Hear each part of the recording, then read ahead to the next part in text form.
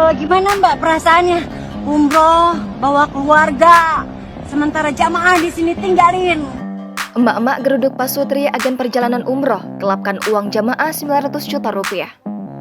Menurut pengakuan dari salah satu jamaah melalui akun TikTok @h3m0n, ia telah membayar 28,5 juta rupiah per orang. Gue dikenain 28.500 karena gue rombongan 24 orang. Tak hanya membayar, ia dan keluarganya bahkan sudah mengundang tamu cukup banyak untuk menyelenggarakan sedekah.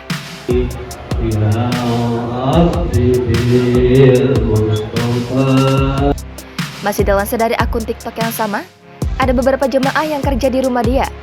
Dan ada juga marbot masjid yang susah payah dalam mengumpulkan uang untuk pergi umroh namun berakhir gagal. Malaki gue gak terbang sama anak gue, yang penting semua pada terbang. Orang tua gue terbang, tapi lu tega. Calon jemaah umroh yang terlanjur kesal berisikan mayoritas emak-emak langsung mencegat Pasutri yang menjadi mitra agen perjalanan umroh. Pasutri itu diduga menggelapkan uang 31 jemaah yang terlantar tanpa kepastian waktu keberangkatannya. Satu keluarga umroh terlantar di sini 31 jamaah. Ini juga Karena lelah tak mendapat jawaban, kelompok jamaah ini akhirnya mencegat Pasutri tersebut sepulang umroh bersama keluarganya yang diunggah oleh akun Henny Monik pada Selasa 20 September 2022. Habis uangnya sama dia 900 juta lebih uang jamaah, nggak tahu kemana.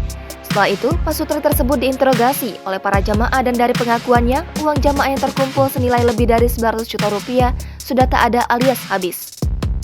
Akun TikTok itu juga menyebut bahwa dia mendaftar secara rombongan sebanyak 24 orang. Ia juga mengatakan ada juga yang mendaftar perorangan dengan biaya 31 juta rupiah. Selain itu, ia mengaku atas ketidakjelasan keberangkatan umrohnya, dirinya beserta keluarganya jatuh sakit.